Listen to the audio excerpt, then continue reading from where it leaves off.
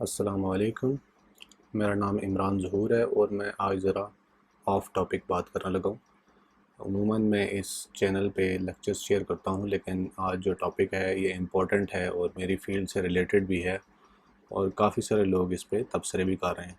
कुछ रिलेटेड भी हैं, कुछ अनरिलेटेड भी हैं, कुछ को पता ही नहीं है कि नेटवर्क सिस्टम्स काम कैसे करते हैं, सॉफ्टवेयर्स बनते कैसे हैं, ऑनलाइन वेब एप्लीकेशंस का इंफ्रास्ट्रक्चर क्या होता है। बस वो हवा में बातें छोड़ी जा रहे हैं। तो र्यूमर ये है कि पबजी के बैन करने पे पीटीए की वेबसाइट हैक हो गई या हैक की गई। तो पीटीए ने इसकी क्लैरिफिकेशन खुद दे दी अपने ऑफिशियल हैंडल पे ट्विटर पे कि ऐसी कोई बात नहीं हुई। लेकिन इनकी वेबसाइट के साथ कुछ ना कुछ हुआ है। कल से इनकी वेबसाइट या सर्वर इनएक्सेसिबल रहा है थोड़ी देर, क्योंकि इनकी वेबसाइट खुल नहीं रही थी। इसमें और बहुत सारी वजूहत होती हैं।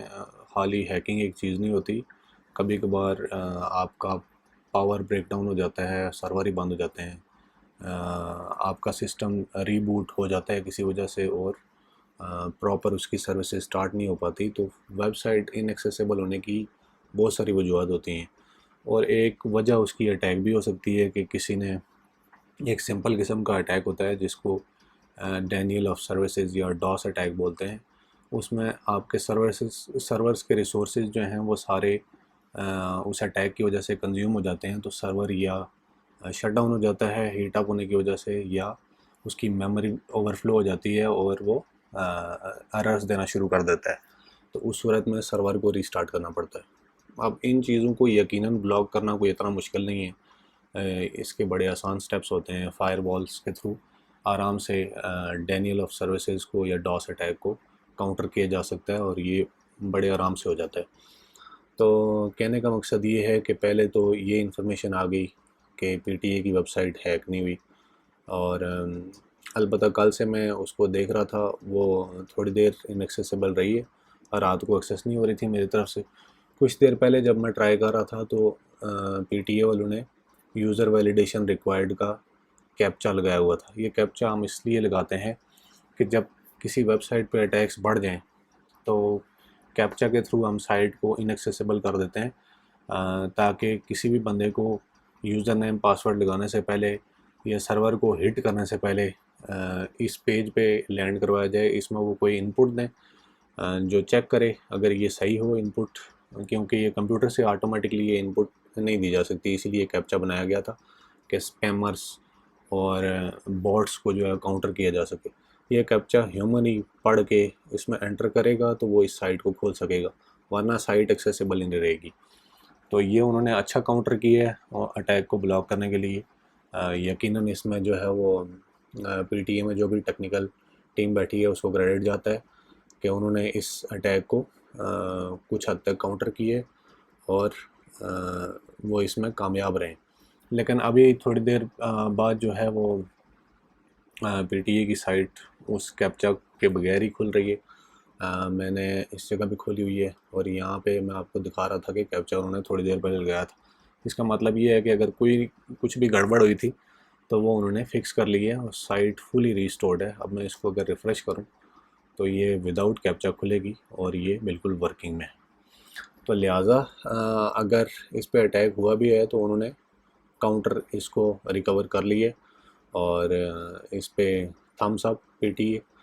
जहाँ तक बात रही पबजी को ब्लॉक करने की, तो पबजी हो या टबजी हो, कुछ भी हो, जो भी लोगों का टाइम ज़ाया करे और लोगों की बर्बादी का ज़रिया बने, तो यकीनन ऐसी सब चीज़ों को ब्लॉक होना चाहिए। तो मैं तो पीटीए के बिल्कुल साथ हूँ, उन्होंने बिल्कुल ठीक किया। और मेरे ख्याल से तो टिकटॉक को भी ब्लॉक होना चाहिए। उस पे लोगों के जवान जवान बच्चे जो है वो ज़ाया हो रहे हैं। जिस उम्र में जो है उन्होंने अपनी तरबियत बेहतर करनी होती है, बाहर में जाके स्पोर्ट्स एक्टिविटीज़ करनी होती हैं और अपना दीनी और दुनियावी उलूम में अपने आप को बेहतर करना होता है, वो ये टाइम वीडियो रिकॉर्डिंग में और फजूल किस्म की उसमें बीच में गाने डाल के और अपनी मुख्तलिफ़ किस्म की शक्लें बना के तो जो है वो व्यूज़ और इन चीज़ों के पीछे पड़ जाते हैं। जब पैसे कमाने का टाइम आएंगे तो आप उस टाइम कमा लेना, उस टाइम आप अच्छे भी लगोगे रेवेन्यू जनरेट करने में। अभी जो पढ़ाई का टाइम है उसमें पढ़ाई पे फोकस करें और इन फजूल किस्म की एक्टिविटीज़ को छोड़ दें। तो अब मैं कुछ बात करना चाहता हूँ कि अटैक्स जो कॉमनली वेबसाइट्स पे किए जाते हैं वो कौन कौन से होते हैं, और वो मतलब उनके नाम क्या हैं, ताकि जनरल पब्लिक को पता हो कि ये अटैक्स क्या होते हैं। एक होता है कॉमन टाइप्स ऑफ अटैक्स में सबसे पहले आता है ब्रूट फोर्स। किसी भी वेबसाइट को आप अगर हैक करना चाहते हो तो उसके लिए आपको इंटर होने के लिए उस वेबसाइट में उसका पासवर्ड चाहिए होता है, यूज़र नेम पासवर्ड या ईमेल पासवर्ड। तो अमूमन ईमेल या यूज़र नेम इस तरह की चीज़ें लोग जज कर लेते हैं, उन्हें मिल जाती हैं या वो कहीं देख लेते हैं, लेकिन पासवर्ड एक ऐसी चीज़ होती है जो सीक्रेट होती है और लोग एक दूसरे को नहीं बताते। तो इसको ब्रेक करने के लिए एक most commonly use technique use की जाती है, इसको ब्रूट फोर्स बोलते हैं। ब्रूट फोर्स क्या होता है? ये मुख्तलिफ एल्गोरिदम्स हैं जो इम्प्लीमेंटेड हैं और ये कम्बिनेशंस बनाते हैं वर्ड्स के, करैक्टर्स के। जैसे ये हर एक करैक्टर का कम्बिनेशन, हर एक वर्ड सीक्वेंस के कम्बिनेशन बनाएगा। जैसे पहले 1 2 3, फिर 1 1 2 एंड सो ऑन, ये ट्राई करता रहेगा। अब कम्बिनेशन बनाएंगे A1 ABC ABC 1 2 3। इस तरह से कंप्यूटर जो है ऑटोमेटिकली फुल स्पीड में कम्बिनेशंस बनाएगा और ट्राई करेगा। अब मैं आपको बताता हूँ कि पासवर्ड स्ट्रेंथ क्यों इंपॉर्टेंट होती है। अगर पासवर्ड स्ट्रेंथ अच्छी होगी तो ब्रूट फोर्स अटैक किसी काम नहीं आएगा। इवन सुपर कंप्यूटर से भी बहुत सारे जिन पासवर्ड्स की स्ट्रेंथ अच्छी है वो सालों लगे रहें, यानी सालों लगातार प्रोसेसिंग करवाते रहें, तो फिर कहीं जाके पासवर्ड ब्रेक होगा।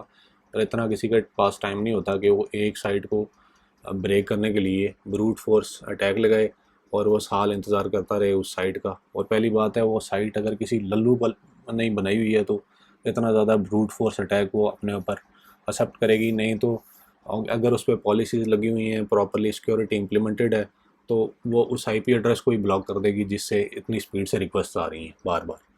तो बहरहाल ब्रूट फोर्स को काउंटर करने के लिए जो पहली चीज़ है वो है पासवर्ड स्ट्रेंथ। आप अपने पासवर्ड्स की स्ट्रेंथ अच्छी रखें तो आपकी साइट कभी ब्रेक नहीं होगी। अब पासवर्ड स्ट्रेंथ मुख्तलिफ टूल्स हैं ऑनलाइन चेक करने के लिए। वहाँ पे आप जब भी किसी वेबसाइट में पासवर्ड लगा रहे हैं तो खुदा के लिए आसान पासवर्ड मत लगाएं। हमारे गवर्नमेंट डिपार्टमेंट में जो कम टेक्निकल लोग बैठे होते हैं वो एडमिन के एक्सेस तो ले लेते हैं, लेकिन उन्हें पता नहीं होता कि पासवर्ड स्ट्रेंथ कितनी ज़रूरी है। वो इस किस्म के पासवर्ड जैसे टेस्ट 1 2 3 ये लगा के बैठ जाते हैं और सोचते हैं HTTPS पे हमारी वेबसाइट है, पासवर्ड जो मर्ज़ी है, टेंशन नहीं। और भाई ये पासवर्ड 0.01 सेकंड्स में हैक हो जाता है।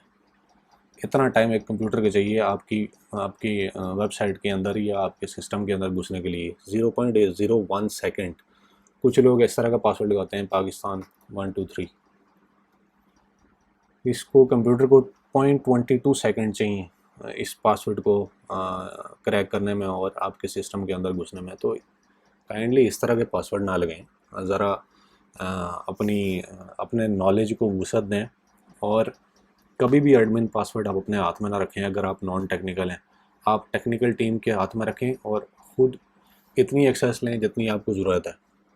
जिस भी सॉफ्टवेयर में आप काम कर रहे होते हैं जब आप एडमिन पैनल में जाते हैं तो उसमें रोल्स होते हैं, यूज़र्स के रोल्स होते हैं। अपना रोल कभी भी रूट एक्सेस और एडमिनिस्ट्रेटर वाला ना लें, क्योंकि आपके कमज़ोर पासवर्ड की वजह से पूरा सिस्टम एट स्टेक हो जाएगा। तो मैं टेक्निकल टीम से भी कहूँगा, जो भी गवर्नमेंट डिपार्टमेंट्स में या किसी भी सॉफ्टवेयर हाउस में या कहीं भी काम कर रही हैं, वो अपने यूज़र्स को डिस्करेज करें कि आप एडमिन पासवर्ड लें। अगर वो इन केस मजबूर करते हैं और लेते हैं तो आप कहें आप पासवर्ड चेंज ना करें और उनको इस किस्म के पासवर्ड बना के दें। जैसे मैं आपको बताता हूँ, अगर ARTO स्पेशल करैक्टर, फिर D, फिर डिजिट, फिर स्पेशल करैक्टर, फिर JN, कुछ भी, O0, फिर स्मॉल करैक्टर, फिर स्पेशल करैक्टर। तो इस तरह का पासवर्ड आप किसी भी एडमिनिस्ट्रेटर के लिए लगाएं जो वेबसाइट का या किसी भी ऑनलाइन सर्विस का पोर्टल का एडमिन हो।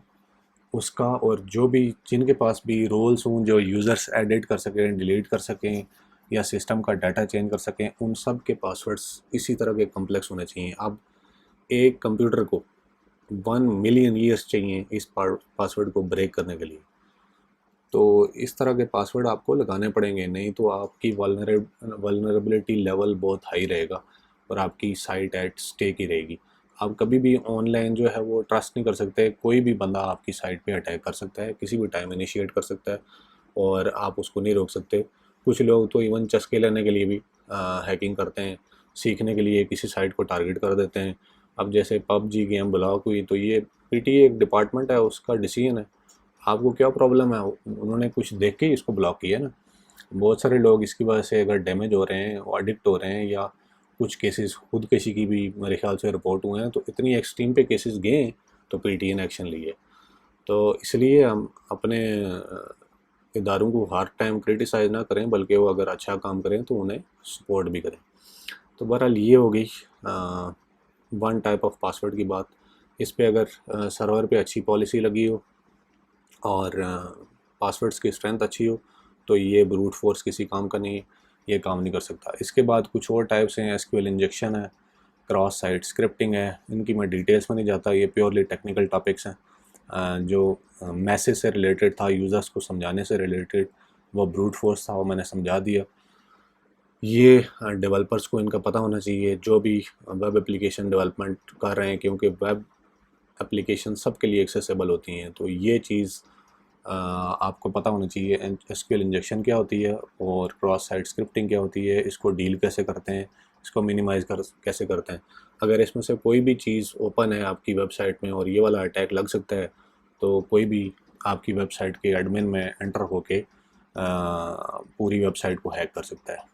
तो ये एक क्रिटिकल सिक्योरिटी लूप होल्स हैं, इनको कभी भी मिस नहीं करना। इसके बाद मिडल होता है, मिडल अटैक। इस अटैक को बोलते हैं कि आपकी जब ट्रैफिक जा रही है एप्लीकेशन से सर्वर पे, तो कोई बीच में बंदा कर बैठ के स्निफिंग कर रहा होता है, और वो कोशिश करता है आपका सेशन हाईजैक कर दे या साइट जैकिंग कर दे। फिर मैं इनकी डिटेल्स में नहीं जाऊँगा। सेशन वो आइडेंटिफायर होता है जिसके थ्रू आपका सर्वर आपकी मशीन को, आपके ब्राउज़र को आइडेंटिफाई करता है और आपको फिर वो रिस्पॉन्स देता है आपकी रिक्वेस्ट के अगेंस्ट। तो वेब जो है वो सारी रिक्वेस्ट और रिस्पॉन्स की गेम है।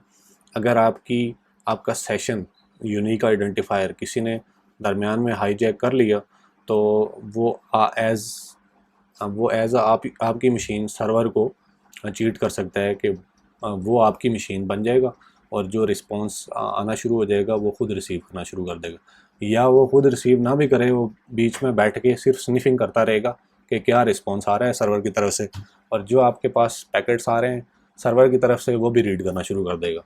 तो बेसिकली जो आपके पास डाटा सर्वर से आ रहा है, बेशक वो प्राइवेट है या पब्लिक है, वो भी देखना शुरू हो जाएगा। तो लिहाजा इस चीज़ को काउंटर करने के लिए SSL और HTTPS जो है वो जब लगा होगा, सिक्योर प्रोटोकॉल, ये वेबसाइट अभी HTTPS पे चल रही है, PTA की अपनी भी HTTPS पे चल रही है। तो ये प्रोटोकॉल जब यूज़ होगा तो ये स्निफिंग और इस तरह की चीज़ ऑलमोस्ट इम्पॉसिबल हो जाएगी, क्योंकि उसे पहले ब्रेक करना पड़ेगा इस एल्गोरिदम को जिसके थ्रू ये डाटा इनक्रिप्ट हुआ है। तो ये इतना आसान काम नहीं। लास्ट में मैं डिस्कस करना चाहूँगा डॉस अटैक। इसको बोलते हैं डेनियल ऑफ सर्विसेज। इसमें क्या होता है, आप किसी भी सर्वर को या किसी भी वेबसाइट को एक URL को टारगेट करते हो और अपने कंप्यूटर के थ्रू उस पर पैकेट सेंड करना शुरू कर देते हो। बहुत सारे प्रोग्राम्स आपको बने बनाए मिल जाएंगे, ऐसे सॉफ्टवेयर्स जो डॉस अटैक करते हैं। आपने जस्ट उस वेबसाइट का URL उसमें इनपुट करना है, पैकेट साइज़ डिफाइन करना है और कितने उस पर अटैक मारने हैं। एक मिनट में 1000 मारना है, 1 मिलियन मारना है, 100 मिलियन मारना है, जो भी आपका वो सॉफ्टवेयर अलाउ करता है आपको। तो वो आप उस स्पीड से पैकेट्स उस डाटा उस सर्वर पे सेंड करना शुरू कर देगा। अब अगर उस सर्वर पे सिक्योरिटी इम्प्लीमेंटेड नहीं है तो डेफिनेटली वो बंदा आपके सर्वर को डाउन कर देगा। और अगर उसमें सिक्योरिटी इम्प्लीमेंटेड है तो बड़े आराम से डॉस अटैक को काउंटर किया जा सकता है।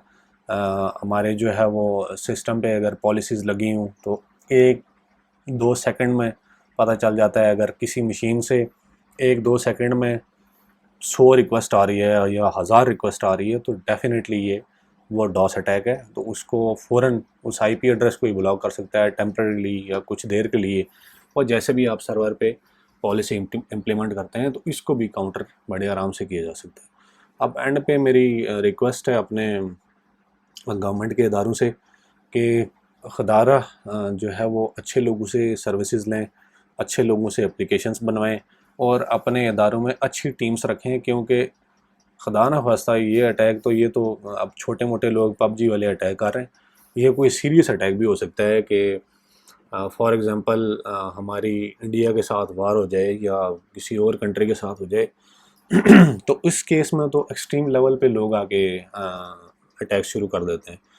तो हमारी जो ऑनलाइन सर्विसेज हैं उसमें टैलेंट पे हरगिज़ कंप्रोमाइज़ ना करें, मेरिट पे कंप्रोमाइज़ ना करें, एक्सपीरियंस लोगों को हायर करें।